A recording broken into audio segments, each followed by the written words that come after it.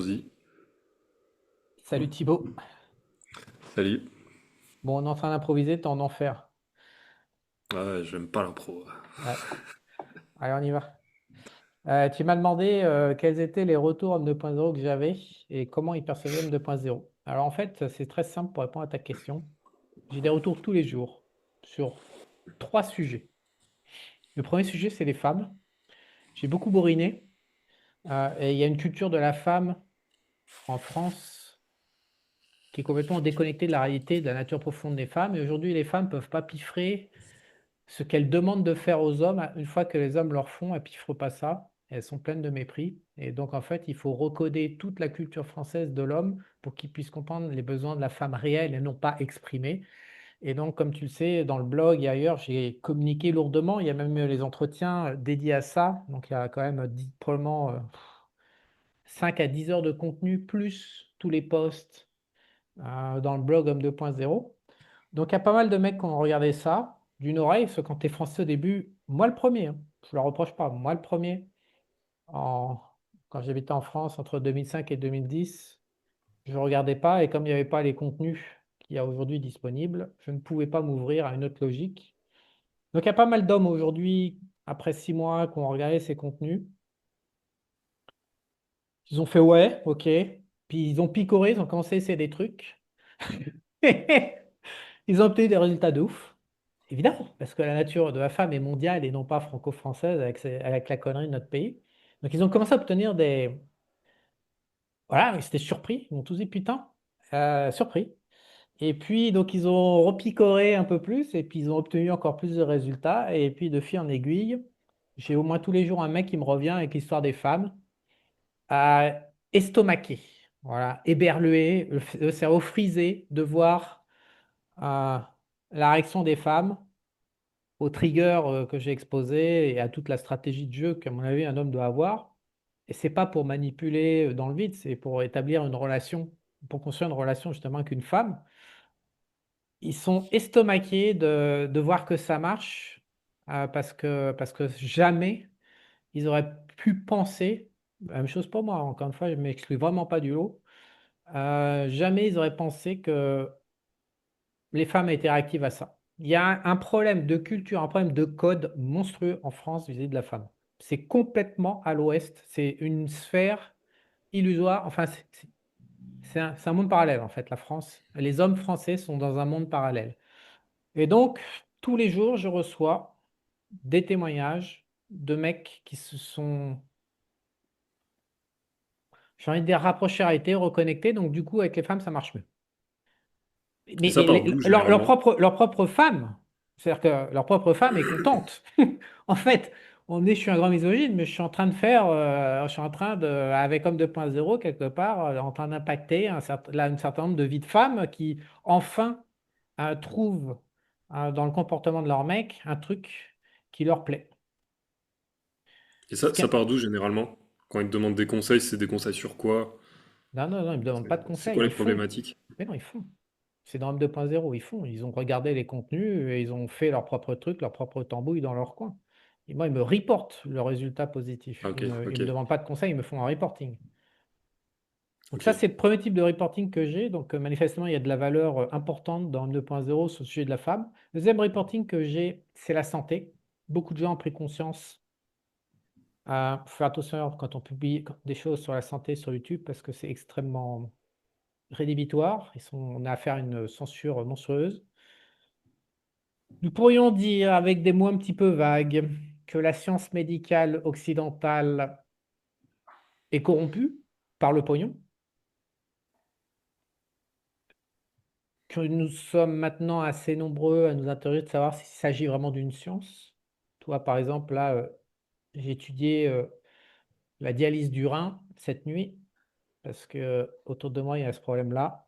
Et j'ai découvert, donc par des médecins, toujours américains, qui jactent, qui supportent plus ça qui a des études aux États-Unis, en Europe, dont la France, 500 études sur 500 mecs, avec des taux comment, de révergence, de reverse, aussi autour de 70 à 75%.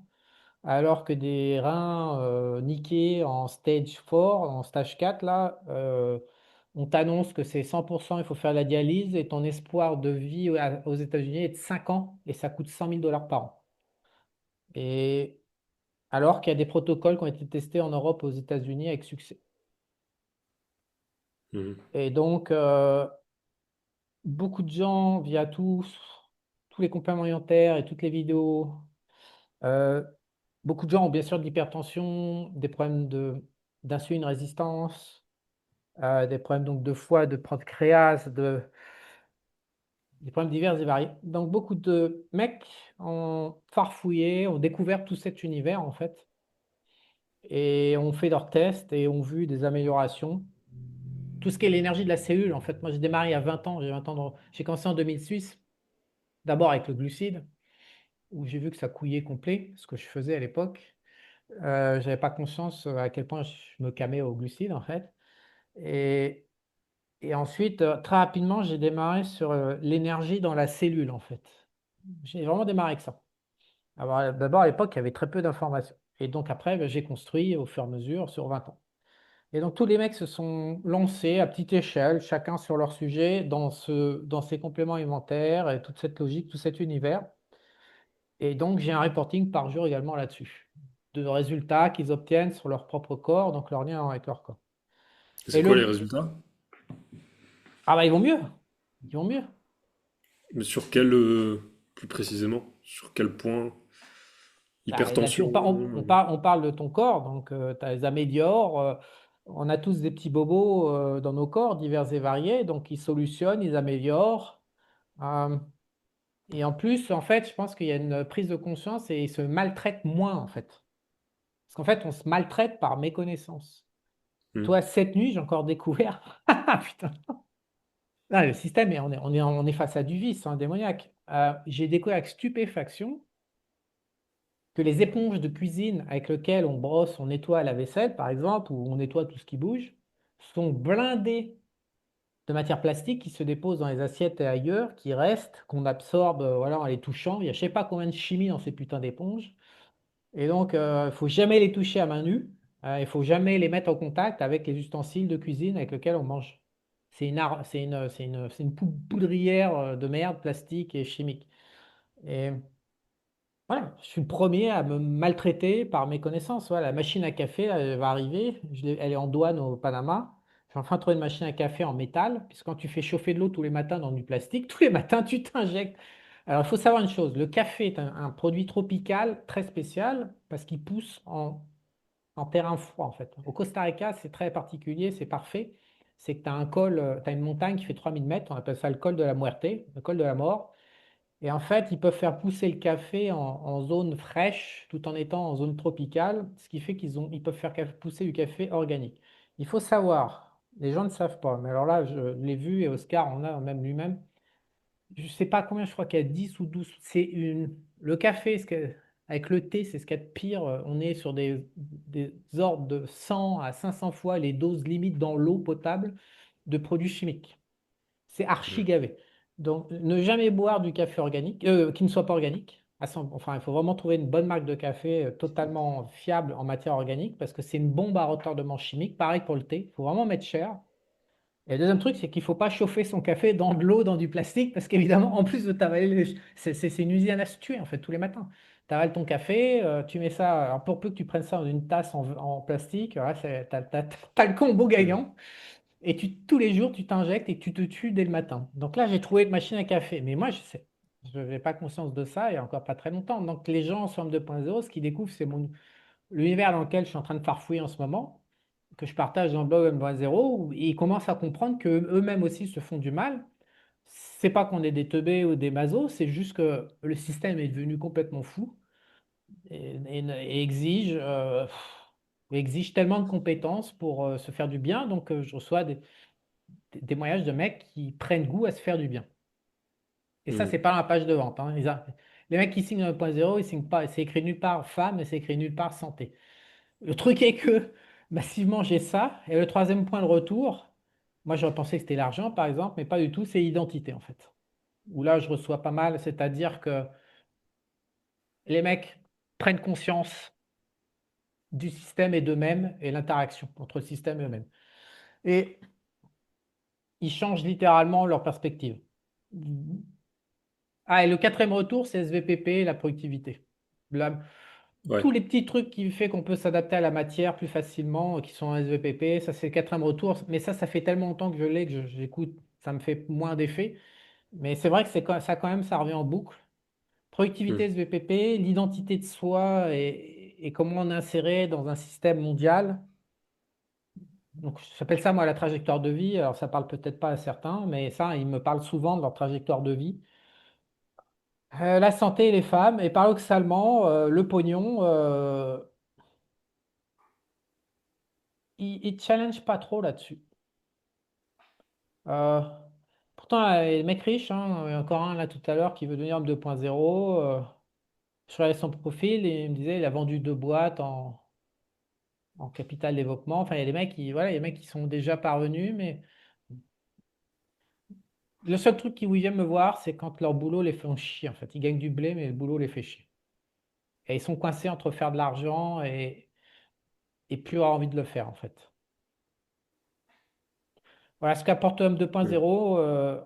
Non, c'est ouais, dans les faits, en fait. C'est pas une promesse qu'on fait sur une page de vente, c'est une promesse, c'est un résultat obtenu sur 150 mecs, parce que je crois qu'on est à 150 ou 149. 150 mecs, voilà. Ce qui commence à faire un bel échantillon.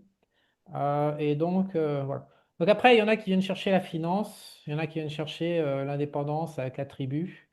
Voilà, après, il y a les mecs qui vont chercher les parties un peu plus spécifiques. Mais le tronçon général qui revient en permanence chaque jour, c'est celui-là. C'est à ça que ça sert. Ça sert à vivre, en fait, hein. Mieux. Ouais, je vois. Et la partie finance aussi. Il y a Oui, des oui, personnes ouais, qui ouais, s'intéressent à... le groupe Université Investisseur, Ouais. il est actif et il y a du monde. Et ils me disent, bah encore un aujourd'hui, un homme de Paname m'a écrit, qui gère son argent. Je crois que c'est barré en Thaïlande. Qu'est-ce qu'il me disait? Je ne sais plus où il est.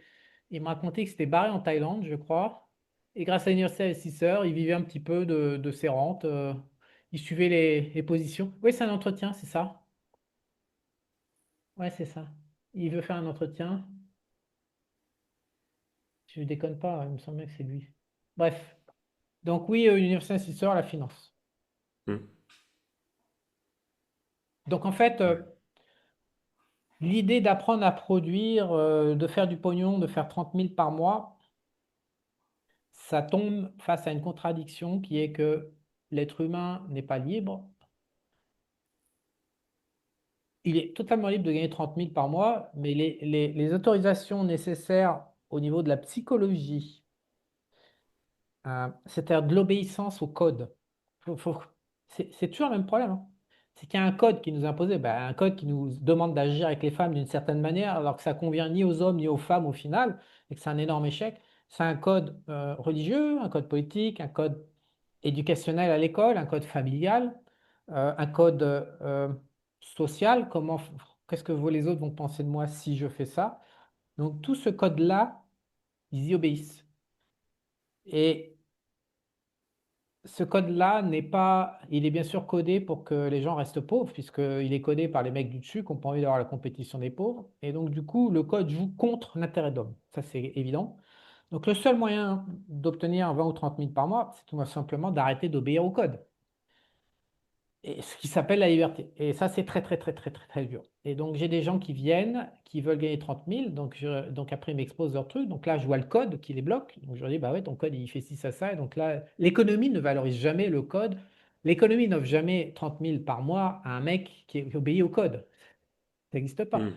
C'est comme dans l'expatriation, par exemple.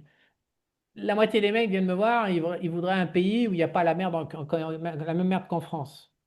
Mais depuis 5000 ans, l'ensemble des pays sont dédiés à collecter la sueur des esclaves. Donc, si on n'apprend pas à faire une vie internationale en manœuvrant la PPA, les impôts, l'inflation, les fiscalités, les facturations, la légalité, si on n'apprend pas à bouger son cul dans le monde, si on croit qu'en quittant la France et qu'on s'insère dans un nouveau pays, bon, on va résoudre son problème, ben non, ça ne marche pas comme ça. Donc, la moitié des gens des 3S, ils espèrent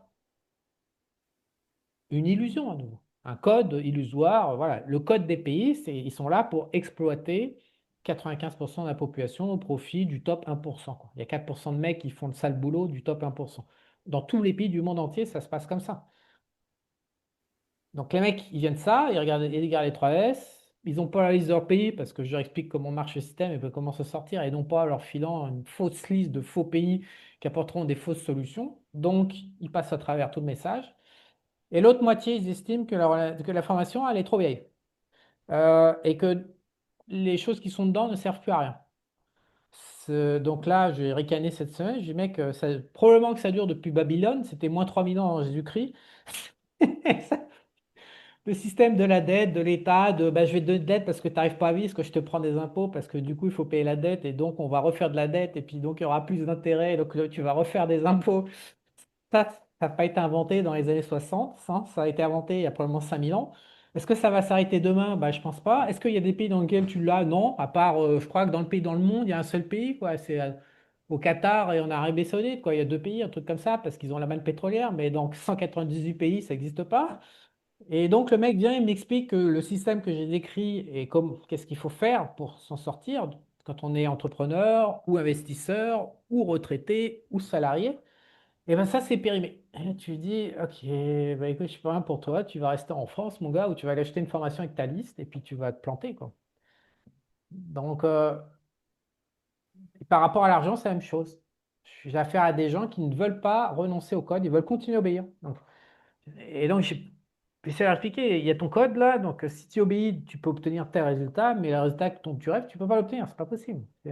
Donc, tu choisis, soit tu as un résultat de merde, soit tu oublies ton code, mais à un moment, et le code gagne. Mhm. La majorité du temps, le Ouais. code gagne. Alors, je suis baisé. Le code est plus fort.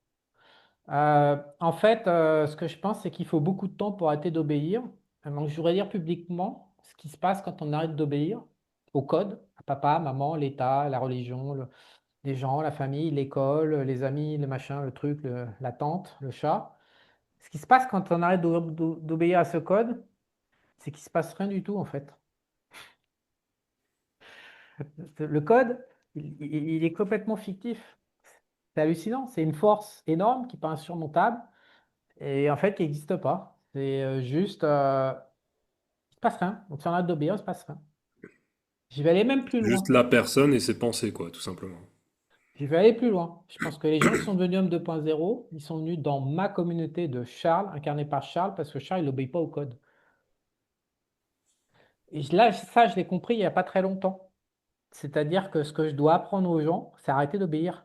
Parce que moi, j'ai jamais obéi. Je suis dans une configuration de vie un peu bizarre avec deux mamans, ma grand-mère, ma mère. Donc, on m'a montré tout de suite à l'âge de 4 ans, 3 ans, on m'a pas en fait, on m'a pas donné l'opportunité d'obéir. On m'a donné l'opportunité de désobéir et de choisir dès le départ. Et donc, ça, je n'avais pas compris. C'est à force de voir ces mecs me dire, non, ben, non, non, je préfère obéir au code que faire mon pognon et être heureux et m'éclater et machin.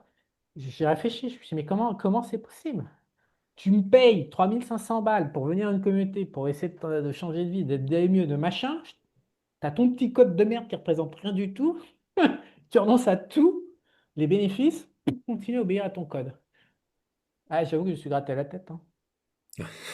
J'avoue que, j'avoue que, ou alors, il y a encore tout plus vice là. Et je le dis vraiment avec gentillesse parce que c'est plutôt un drame, cette histoire de code qu'autre chose. Il y a le mec qui sait, il y a le mec qui obéit au code sans le savoir et qui est persuadé qu'il n'obéit pas. Ça, j'en ai plein aussi. Et C'est un... t'as des exemples Ah, c'est un que tu drame. peux. Bah, Ouais. le mec, je lui parle de. Il vient avec ses occurrences, son objectif, ses échecs,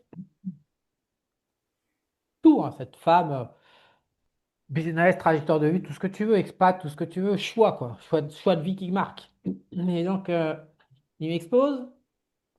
Donc, il me demande une solution, un diagnostic et une solution. Donc, je lui fais.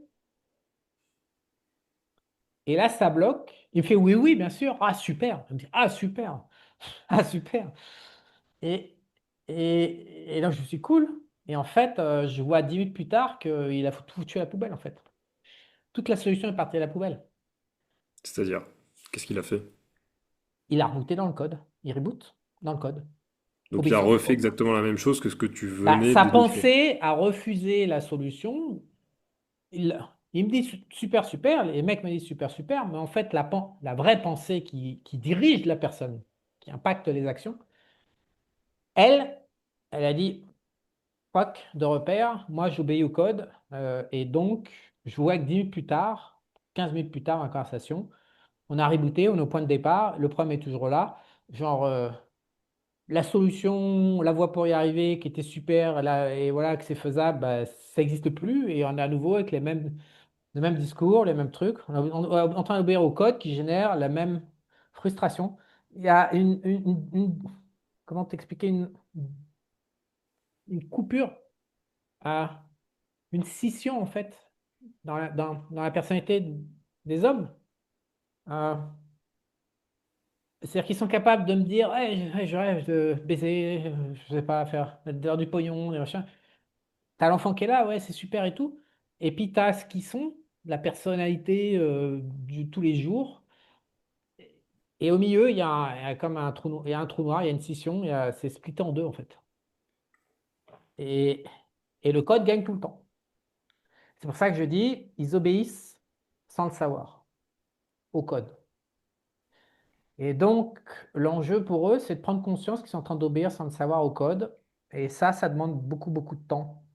Et moi, je pensais qu'une fois qu'on savait cette information, que je l'apportais à la partie, toi, inconsciente, le mec à réfléchir, à faire son petit bonhomme de chemin. Et non, ça demande probablement des trimestres ou des années. Ça demande beaucoup, beaucoup de Hmm. temps d'arrêter d'obéir au code. Et comme homme 2.0 n'a que 2 ans, si tu veux, à l'instant T, j'ai quand même rétro-pédalé en me disant, bon, bah maintenant, cher, à facturer le truc en face, il y a des limites. L'humanité a des limites d'évolution en termes de vitesse. Et donc, c'est fascinant de se dire qu'il y a des gens qui ont conçu ce code. Tout comme là, en ce moment, on voit bien qu'ils ont conçu la destruction de la famille. Les hommes, les femmes ne se parlent plus, les enfants sont déstructurés, c'est un merdier sans nom. Ça ne l'était pas il y a 50 ans.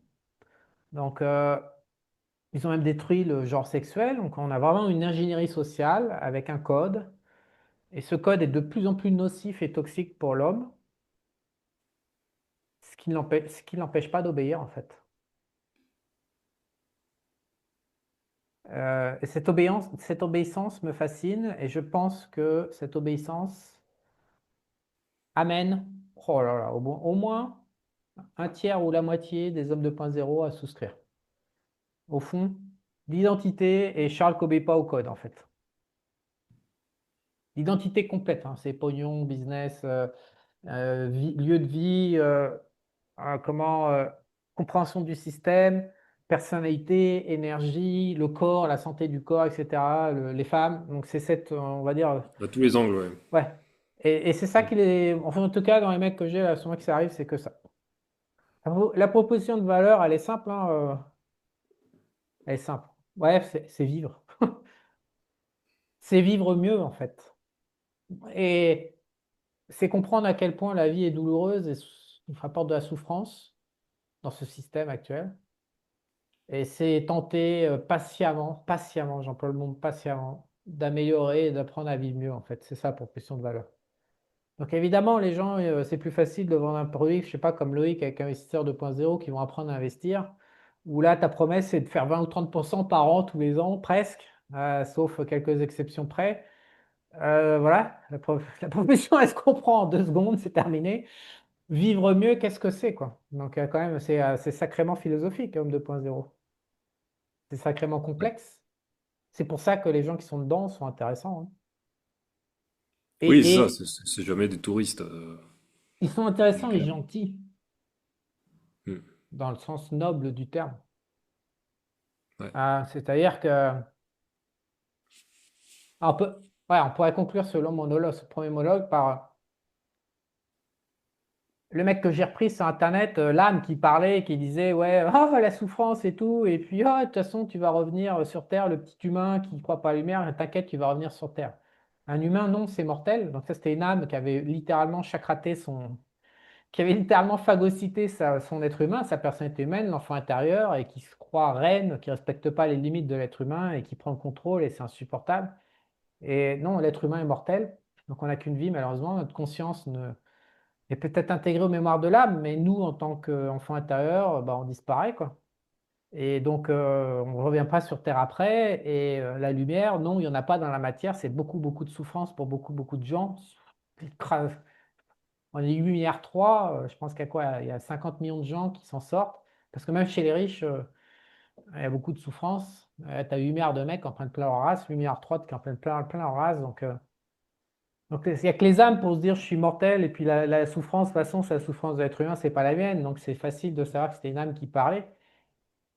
Donc les gens qui viennent faire Homme 2.0, quelque part, par rapport à la souffrance humaine de l'incarnation, ils sont quand même advanced parce qu'ils savent que c'est dur. Et les gens qui viennent pas faire Homme 2.0, ben, ils savent pas que c'est dur, ils sont dans l'inconscience absolue et donc ils viennent pas nous voir parce qu'ils sont pas dans le bordel, quoi. Ouais. Donc il n'y a que des personnes qui sont en démarche de développer Ah. leur niveau de conscience d'eux-mêmes et de développer Moi, je la pense qu'il qualité faut de un vie de trigger. Je l'humain. me tourne, il faut faire des stats sur 150. Je vais faire, hein. De toute façon, c'est l'année prochaine. Le laboratoire, il va démarrer, hein. À 150, ça suffit maintenant. Le problème de l'an dernier, c'était qu'avec 75, 70, ça suffisait pas, quoi. J'ai bien vu que les femmes à Bangkok, moi, il m'a fallu 70, 75 femmes pour vraiment les modéliser et après commencer à jouer gagnant. Donc là, il y en a qui vont pas répondre, qui sont occupés, qui ne sauront pas. Donc 150, c'est bien. Donc l'année prochaine, je vais vraiment produire des stats sur les profils. On va faire de la recherche sur 150 mecs, ça va être cool. Donc, mais une des hypothèses que j'ai, c'est que si tu souffres pas, ah ben, on en parlait tout à l'heure d'ailleurs pour toi. Si tu souffres pas assez, si tu ne fais pas chier à faire 2.0, si tu souffres pas assez. Si t'es pas assez frustré, souffrance au sens large, pas on te coupe une main, mais si t'es pas assez frustré, je veux dire, homme 2.0, c'est forcément des gens qui sont connectés à la colère, à la frustration et à la souffrance. Sinon, tu ne deviens pas homme 2.0. Hmm. À D'ailleurs, l'injustice aussi. ouais, l'injustice, mais c'est de la souffrance énorme. Hmm. L'injustice, c'est ce qu'il Ouais. y a de pire. L'injustice, c'est horrible à supporter. C'est un truc qui est horrible. Euh, Qu'est-ce que je vais te dire? Euh, Oui, tu vois bien qu'il y a dans certains lieux où je publie, il y a des touristes, puisque ces touristes t'énervent quand ils commentent, on ne dira pas où, mais tu vois bien qu'un certain nombre de personnes qui ne peuvent pas devenir 2.0, pourquoi? Parce que tu as toi-même employé le mot, mais tu peux peut-être en parler d'ailleurs, mais tu vois bien la mécanique qui est que si tu es là par curiosité, enfin en branlette absolue, tu ne mets pas 3500 balles dans ce genre de produit, hein. Ils les mettront jamais. Faut avoir, Ouais, c'est normal. faut que ça charcute un peu la vie pour avoir envie de trouver une Ouais. solution sinon. Donc je vais faire les Ah, c'est un stats. bon filtre, hein. C'est un bon filtre. C'est un filtre à non-volonté. Ouais. Alors moi, ce que j'aurais. Là où ouais, je suis surpris, c'est l'ambition. Il y a les ambitieux. Il y a les petits j'ai fait une dizaine, une quinzaine d'entretiens de mecs qui étaient vraiment ambitieux,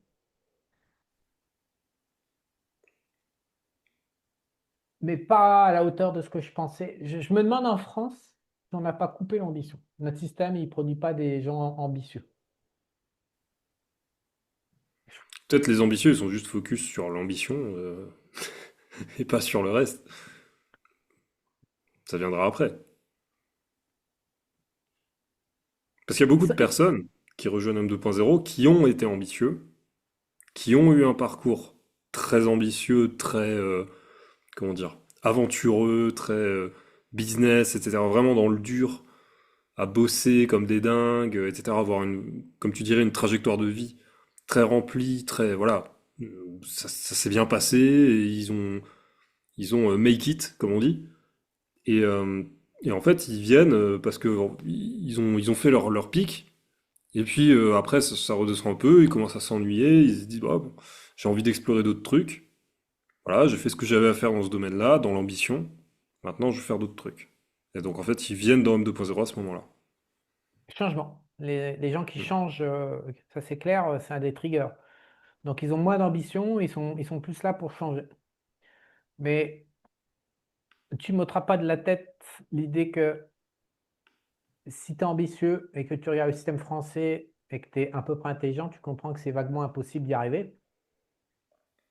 Que si tu y arrives, il va falloir obligatoirement passer par une fuite à l'étranger pour œuvrer dans un système qui Mm. récompense l'effort et non pas la glande et qui castre. En fait, un système qui castre l'effort et qui récompense la glande. Et donc, on est dans un système où, en France, tu as plutôt intérêt à pas être ambitieux parce que sinon, ça fait un conflit intérieur, ça fait la frustration. Je veux dire, c'est pas ton intérêt d'être ambitieux en France. Mm.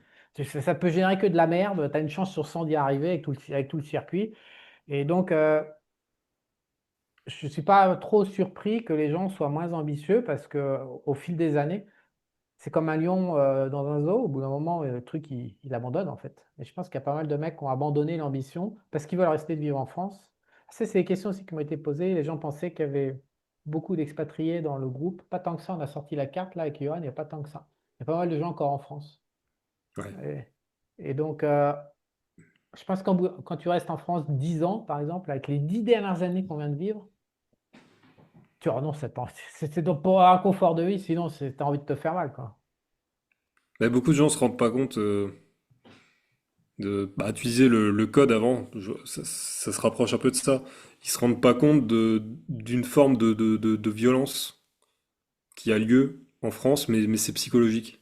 C'est symbolique, c'est une violence symbolique qui a lieu sur l'individu. Conceptuel. Ouais, conceptuel, ouais. Ouais. Sur l'individu, Et ouais, en c'est ça. fait, on s'en rend compte que quand on n'y est plus, Ouais. que quand on est parti. Parce que quand tu reviens, en fait, tu captes, tu ressens à nouveau le truc. C'est Mais très, si t'es que dedans, tu le captes pas. très vrai. C'est vraiment très, très vrai ce que tu dis. Quand je revenais, j'ai l'image de moi à la gare Montparnasse en 2011. J'arrivais de Roissy-Charles de Gaulle, je crois. Non, j'arrivais de Orly, parce que je passais par Iberia et par Madrid quand je vais au Costa Rica en 2010. Et donc, j'arrivais à Orly et je prenais, bah oui, pour aller à Rennes, c'est ça.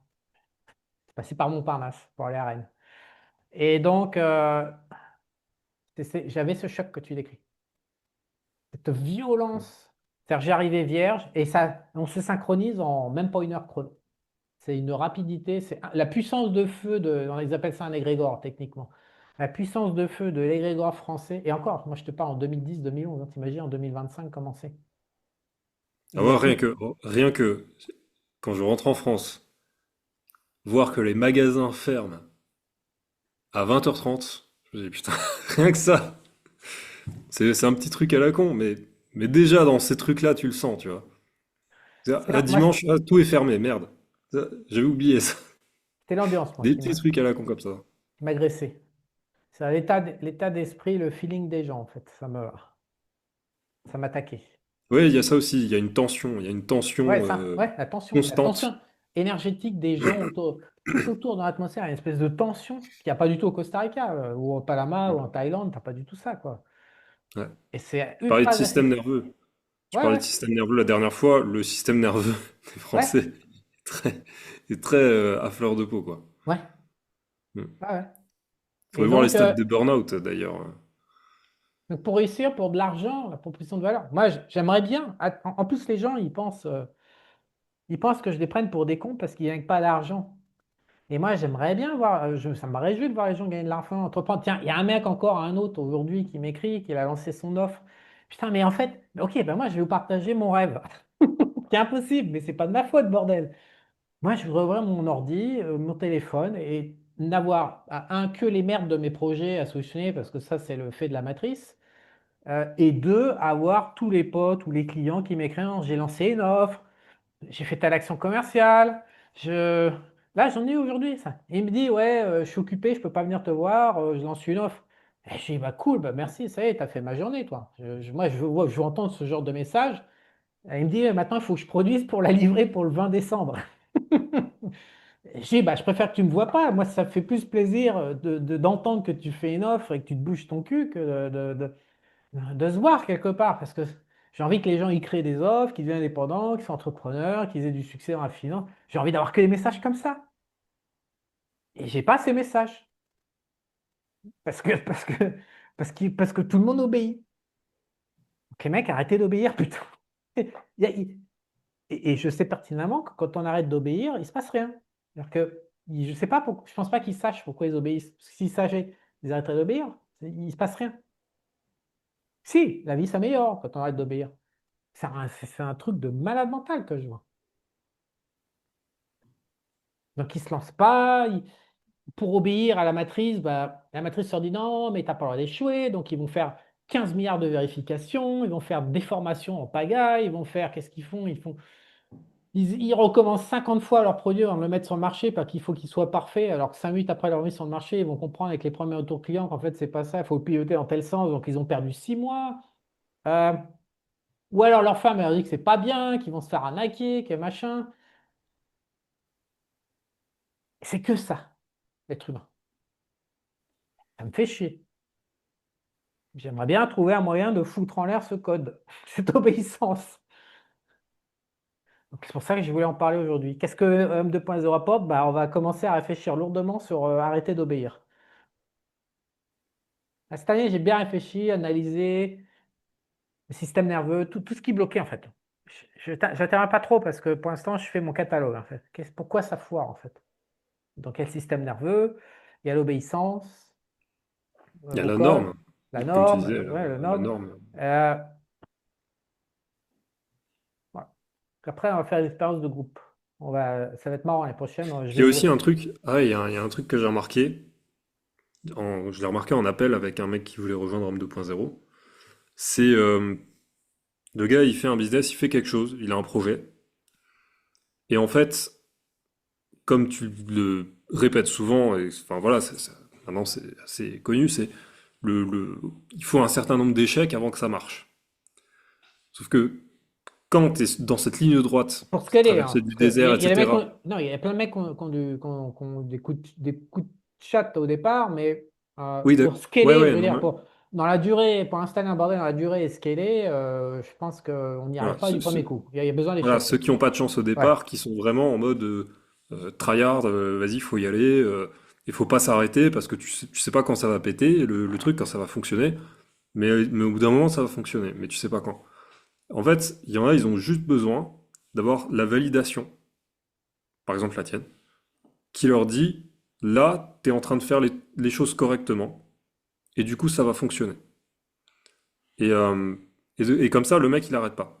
Alors que si il n'a pas cette validation tierce de toi qui leur dit bah continue, t'es sur la bonne voie, bah en fait le mec ça se trouve il va changer de voie parce qu'il va se dire j'ai essayé assez pour savoir que ça c'est pas la bonne voie. Alors qu'en fait ça se trouve il restait 3 essais pour que ça marche. Et il y a vraiment ce besoin-là Il y a- d'avoir Ça, on en a parlé la dernière fois, juste cette c'est la validation. pattern système nerveux. C'est-à-dire qu'il n'y a pas le système nerveux adéquat pour les ambitions des mecs. C'est-à-dire que le système nerveux crash et lâche avant l'échec final qui vous l'apporte au succès, l'énième pivot qui va te permettre d'y arriver. Euh, Non, c'est pas ça, c'est autre chose. C'est vraiment non, il lâche trop tôt. Beaucoup de mecs lâchent trop tôt. mais en fait c'est parce qu'il ouais ouais non, d'accord, il Mais pourrait ils lâchent trop tôt parce que la pression de l'échec est trop forte. Donc le système nerveux, il tient pas. Le problème, c'est pas de savoir de la validation que tu n'as pas de validation, que tu es en échec. Le problème, c'est tout ton système nerveux qui doit gérer toute ta norme vis-à-vis de l'échec. Et ton système nerveux, au bout d'un moment, il dit je lâche. J'ai rien à foutre, je lâche. Et non, il ne faut pas lâcher. Le problème du ouais. système nerveux, c'est que c'est vicelard, c'est en avant, c'est le moteur en fait qui va faire que tu vas lâcher. Le besoin que j'ai cru voir, c'était que la personne, justement, c'était pas une question d'endurance du système nerveux, c'était une question de savoir si c'est le bon chemin, si c'est la bonne direction. Et de savoir juste, est-ce que c'est oui ou non? Est-ce que est-ce que Et, mais je te dis que c'est le système nerveux. Pourquoi? Parce que la direction, on la connaît. C'est je recommence jusqu'à ce que ça marche. Il n'y a pas d'autre direction que celle-là. Donc, si tu te poses la question de savoir si t'es pas la bonne direction, c'est qu'il y a quelque chose qui couille dans ton bordel, à un endroit, c'est ton système nerveux, tes doutes, ta norme, ton machin. Mais à un moment, tu n'es pas obligé d'obéir le système nerveux, justement. J'arrive pas à lui désobéir. Je suis en train d'étudier comment désobéir au système nerveux. Mais il n'y a pas de savoir si on est dans la bonne direction ou pas. Tu recommences, tu pivotes, tu essaies une autre manière d'y arriver jusqu'à ce que ça marche. Point. Tu recommences. Tu recommences, tu recommences, tu recommences, tu recommences. ouais. Après, selon les business, t'as pas la même quantité d'essais à laquelle tu dois Non, t'exposer, il y a des et même business qui ne doivent pas l'effort être peut être perçu lancés. différemment. T'as Il y a la des... perception de l'effort qui rentre en jeu, et selon le business que tu fais, la perception est différente. Pour moi, ils lancent des business qui ne devraient pas être lancés parce qu'il n'y a pas de marché, ou alors ils travaillent avec des gens avec qui ils ne devraient pas travailler parce que ces gens sont inadéquats. Voilà, donc ça, c'est une question d'information et pas d'endurance. Et donc, ce qu'ils ont besoin, c'est d'avoir la validation au niveau de l'information. Oui, mais Comme les ça, ils peuvent mecs, mettre toute leur le problème, endurance c'est que là-dedans. tu peux faire une formation qui dure 50 heures, une formation qui dure 1 heure, qui leur explique que quelqu'un qui fait un red flag, c'est la porte, il n'y a pas d'acceptation, il n'y a pas d'excuse, il n'y a rien, il dégage, parce que c'est pas la bonne personne. Dans la vraie vie, avec les entreprises, avec les entreprises qui marchent, les collaborations, il n'y a jamais de red flag. Tu peux faire 10 ans avec un mec, il n'y aura jamais de red flag. J'en ai trois autour de moi, ça fait 10 à 15 ans, ils sont là, il n'y a pas de red flag. J'en ai jamais eu, il n'y en aura jamais. Donc, s'il y a un red flag, c'est déjà qu'un problème, il faut arrêter tout de suite. Mm. Voilà. Mais je ne vais pas te faire une formation pendant 50 heures pour t'expliquer ce qui prend 5 minutes. Deuxièmement, quand on... Regarde, il y a un mec qui est venu l'autre jour, qui était en Russie, qui lançait pour la Russie un service d'aide à l'expatriation de la Russie. Et il ne trouvait pas de clients. Mec, la Russie est en guerre contre la France, tu es en train de démarcher les Français pour aller dans un pays qui est ennemi. Et tu te demandes pourquoi ça marche pas.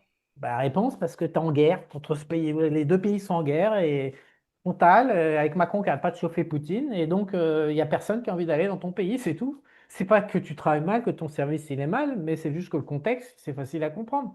Il y a beaucoup de projets, de Français qui lancent des projets qui ne sont pas adéquats sur le marché. Il n'y a pas de demande, il n'y a pas de clients, il n'y a pas d'offres, il y a pas, ça peut pas fonctionner. Voilà. Donc Donc, là, donc bah, là, eh tu lui ben, as donné l'information, tu lui as invalidé le non, il va projet, comme essayer ça, il plein. sait qu'il va pas continuer dans cette direction à l'infini et s'épuiser.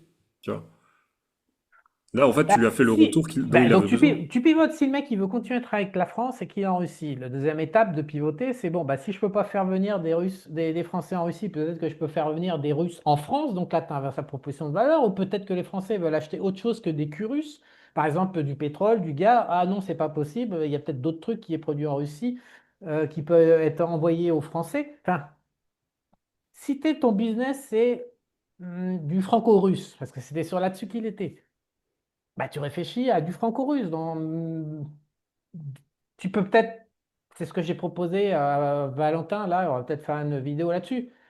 Parce qu'il y a trois mecs qui sont là-dedans. Et donc, tu peux te dire, bon, bah, on va faire le centre en Turquie, à Istanbul. Et puis, donc, on va prendre des hommes français. Istanbul, c'est super facile. Les femmes russes qui peuvent à Istanbul, c'est 100 balles l'avion, je crois, un truc comme ça, c'est super facile.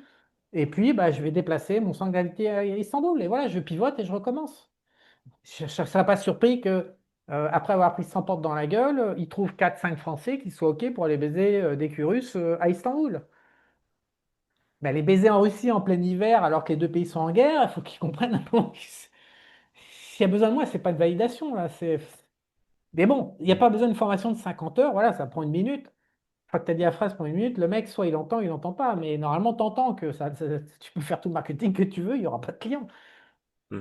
Même moi, ils m'ont invité, j'ai 3 invitations, 4 invitations en Russie, je vais pas.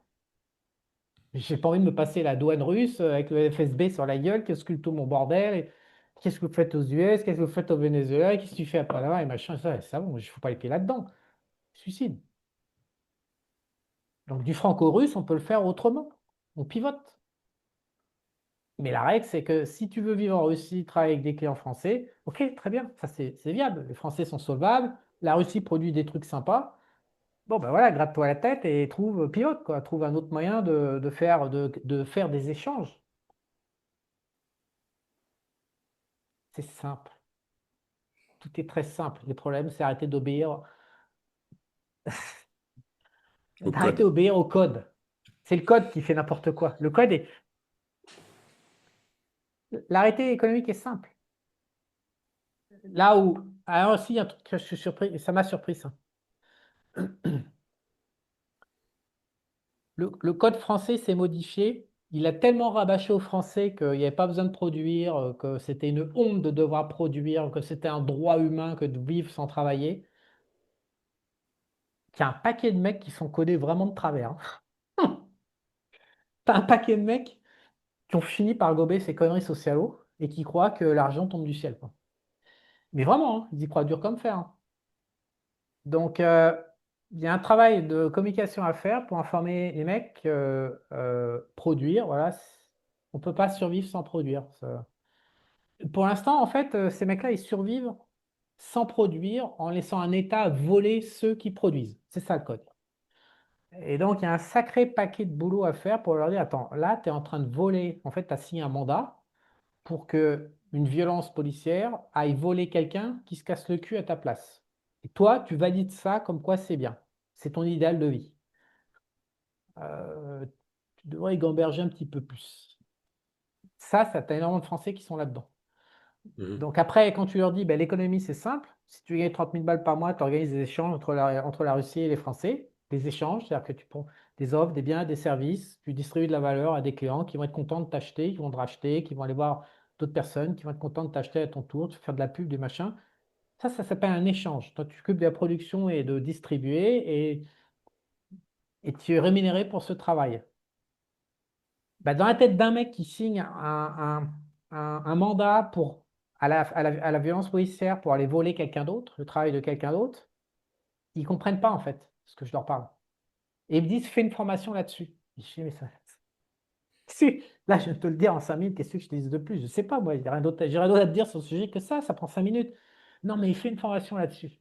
Fais-moi 50 heures avec une communauté et tout, parce que c'est bien ce que tu dis. Mais non, mais mec, je ne sais plus quoi faire en fait. C'est très perturbant. La France est très perturbante. Ah, je vois. T'es flou. Ouais, je sais. Pourtant, il y a une fonction spéciale maintenant sur Zoom qui, qui est supposée c'est te remettre à l'endroit. Voilà. Bon, c'est pas grave, bah, je serai flou. Donc voilà. Voilà Ouais. la valeur d'homme 2.0. Bah écoute, je te dis à bientôt pour un nouveau Ouais, rendez-vous. à bientôt. Ciao, ciao!